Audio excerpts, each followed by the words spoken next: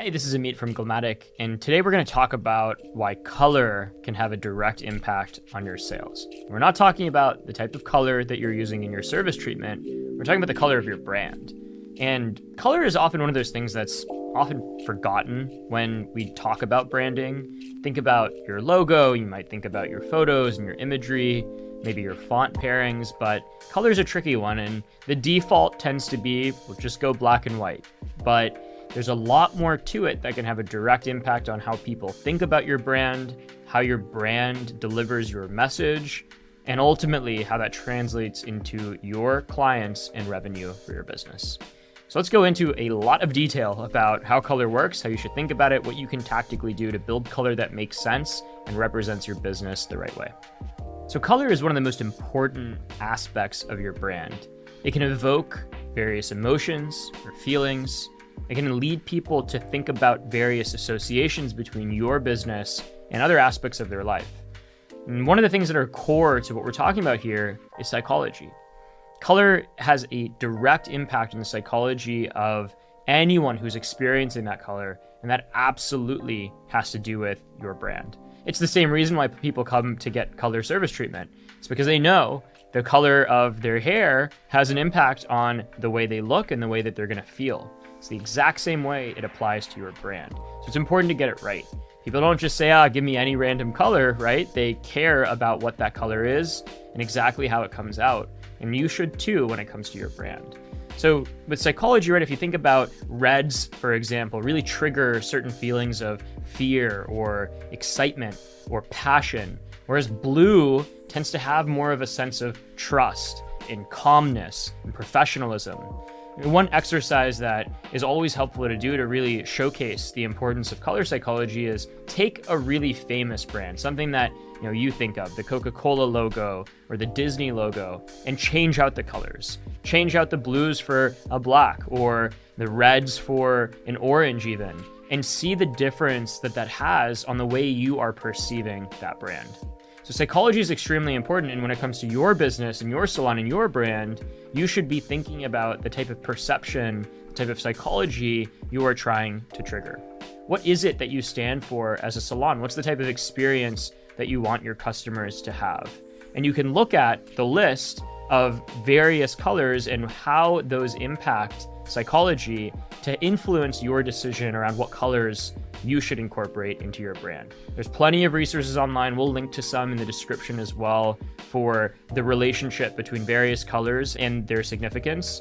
Something to keep in mind is it's not just red, white, blue, green. There are different hues and different tints to those colors, and the way you shade and add blacks or whites to those colors also have an impact on that psychology. So don't just think, I'm going to be red, think about what kind of red. And there is an entire color wheel, and you can think about the mapping again between that and the psychology to influence the sort of selection for your business. Something that you can think about as a tool to help you in deciding what colors to use for your brand is the color wheel.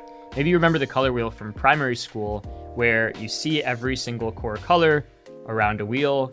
And maybe that was helpful to just learn the colors to begin with, but it actually has a lot more significance and it plays a lot into psychology. Let me give you an example. If you go with the monochromatic scheme, what that means is you're choosing one color that's on the wheel and you're changing the various shades and tints of that color to express yourself and your brand. So if you stick with one color, think about the black monochromatic scale from grays to whites to blacks. It's all in that same section of the color wheel. When you do that, you express yourself in a more simple and elegant way. So if simplicity and elegance is something you're going for, maybe you should consider a monochromatic scheme. Or another type of scheme is an analogous scheme. That's when you choose two colors that are right next to each other on the wheel. And the impact that has is providing more of a smooth and natural feel. You can test this out by looking at a couple of different colors, just taking those two, and thinking about how that's making you feel.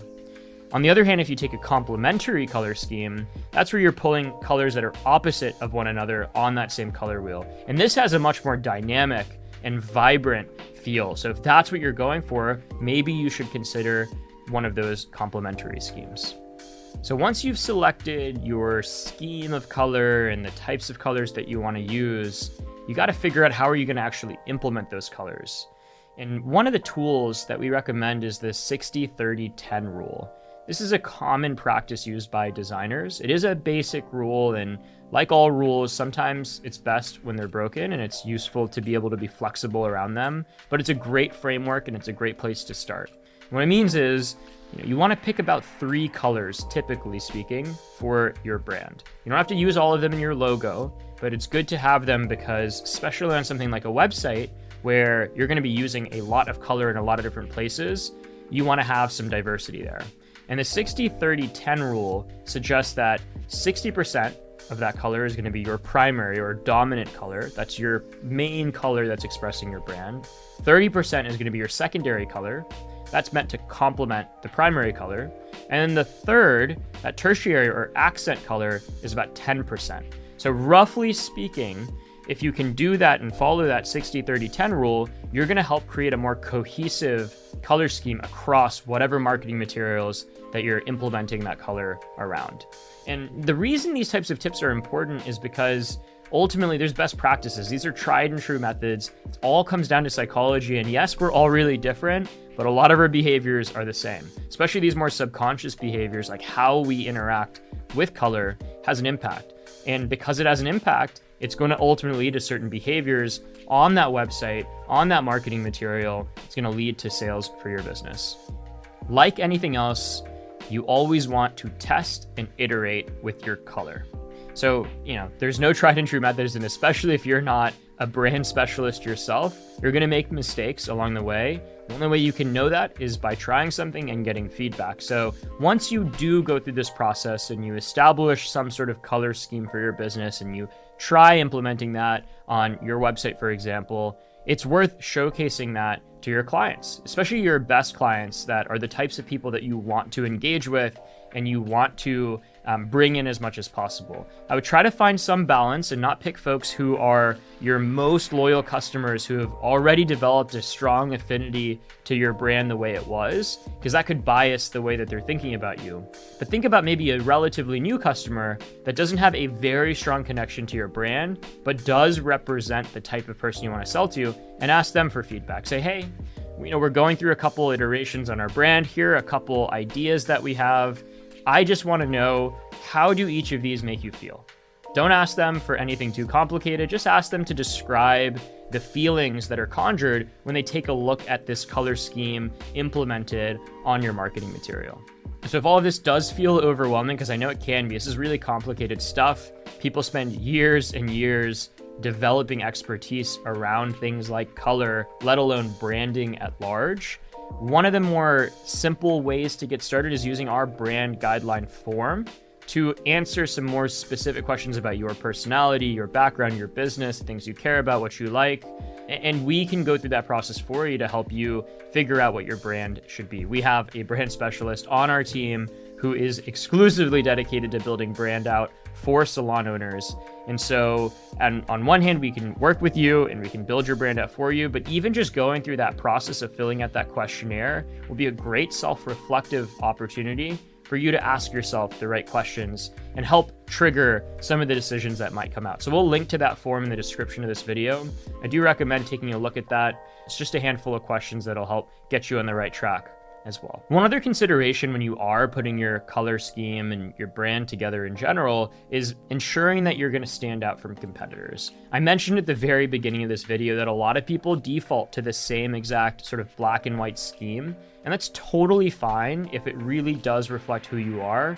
But at the end of the day, you got to think about what are your competitors doing, because you need to stand out. This is a competitive space that we're operating in, and people do have a lot of options.